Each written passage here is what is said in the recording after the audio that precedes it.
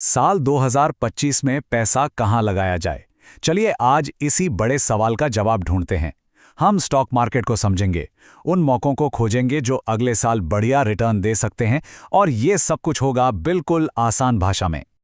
तो असली सवाल तो यही है ना? 2025 का मार्केट काफी उतार चढ़ाव वाला हो सकता है, लेकिन कहते हैं ना, जहां रिस्क है वही मौका है। आज हम टेक्निकल चार्ट से लेकर कंपनी के फंडामेंटल्स तक सब कुछ खंगालेंगे ताकि 2025 में सही निवेश के फैसले लिए जा सकें। ठीक है, तो शुरुआत करते हैं मार्केट की बिग पिक्चर से। क्योंकि देखिए, किसी एक स्टॉक को चुनने से पहले ये समझना बहुत जरूरी है कि आखिर हवा किस तरफ बह रही है। अब जरा इस चार्ट पर नजर डालिए। आईटी सेक्टर तो हमेशा की तरह सॉलिड है, लेकिन असली कहानी शायद ग्रीन एनर्जी में छुपी है। सरकारी पॉलिसीज और नई टेक्नोलॉजी इस सेक्टर को तो जैसे रॉकेट फ्यूल दे रही हैं। फार्मा और बैंकिंग, वहां भी आहिस्ता आहिस्ता पर एक स्टेडी ग्रोथ दिख रहा है। और अगर बड़े इंडेक्स की बात करें तो नैस्डैक से लेकर अपने सेंसेक्स और निफ्टी तक सब में एक पॉजिटिव ट्रेंड दिख रहा है। ये एक अच्छा साइन है बिल्कुल, लेकिन इसका मतलब ये बिल्कुल नहीं कि आंखें बंद करके कहीं भी पैसा लगा दें। हमें होशियार और सेलेक्टिव रहना होगा। तो चलिए अब देखते हैं कि मार्केट का मूडोमीटर क्या कह रहा है, और इसके लिए हम इस्तेमाल करेंगे टेक्निकल एनालिसिस के कुछ पावर पैक टूल्स का। अगर बिल्कुल आसान शब्दों में समझें तो टेक्निकल एनालिसिस मार्केट की भीड़ की साइकोलॉजी पढ़ने जैसा है। हम चार्ट्स को देखकर बस ये अंदाजा लगाने की कोशिश करते हैं कि आखिर ज्यादातर इन्वेस्टर्स क्या सोच रहे हैं, उनका अगला मूव क्या हो सकता है, ताकि हम उनसे एक कदम आगे रह सकें। सिंपल। इसका एक क्लासिक टूल है मूविंग एवरेज यानी एमए। एक सिंपल सा एग्जांपल लेते हैं। अगर कोई स्टॉक प्राइस लगातार अपने 50 दिन के मूविंग एवरेज से ऊपर चल रहा है, तो इसे आमतौर पर एक स्ट्रॉन्ग अप ट्रेंड का साइन माना जाता है। मतलब साफ है कि स्टॉक में तेजी का जोर बना हुआ है। और ये है मेरा पर्सनल फेवरेट इंडिकेटर RSI यानी रिलेटिव स्ट्रेंथ इंडेक्स।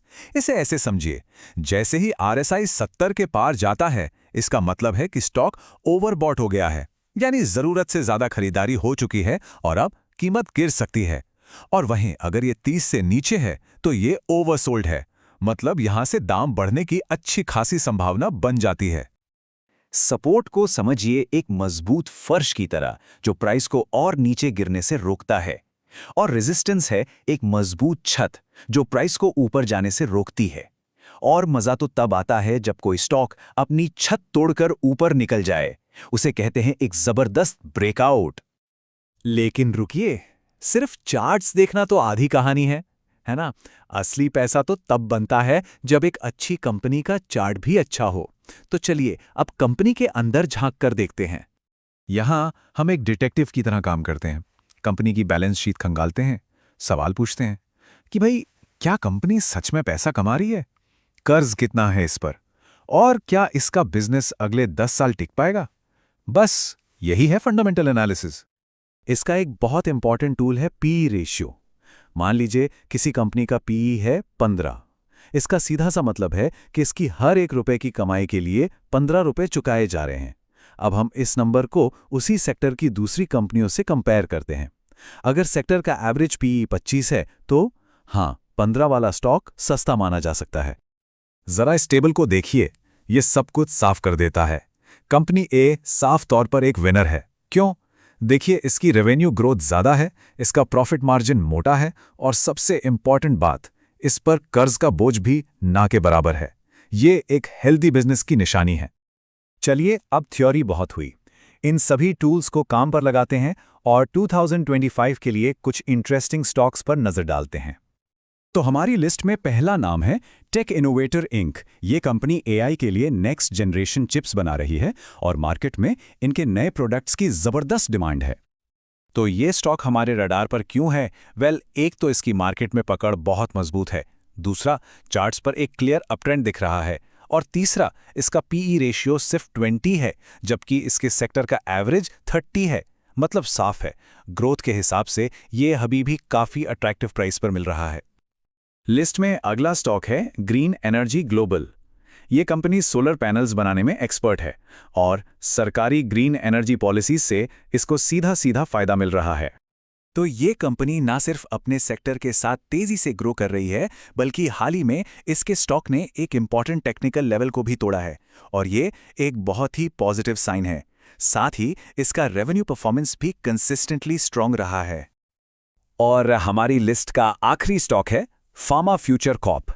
ये कंपनी डायबिटीज के लिए एक नई रेवोल्यूशनरी दवा डेवलप कर रही है, और अगर ये सफल हो जाती है तो ये कंपनी के लिए एक बहुत बड़ा गेम चेंजर साबित हो सकती है। और इसकी सबसे बड़ी ताकत है इसकी फाइनेंशियल स्टेबिलिटी। जबरदस्त प्रॉफिट मार्जिन्स, हर क्वार्टर में एक्सपेक्टेशन से बेहतर रिजल्ट्स और कर्ज ऑलमोस्ट जीरो। ये सारी चीजें मिलकर इसे एक कंपैरेटिवली सेफ इन्वेस्टमेंट बनाती हैं। लेकिन रुकिए, 1 मिनट, एक बात याद रखना बहुत जरूरी है। दुनिया के सबसे बेहतरीन टूल्स भी बेकार हैं अगर माइंडसेट सही नहीं है। इन्वेस्टमेंट में असली खेल डिसिप्लिन का है। इसलिए ये 4 नियम हमेशा याद रखें।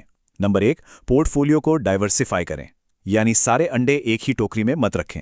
नंबर 2, स्टॉप लॉस लगाकर अपने नुकसान को लिमिट करें।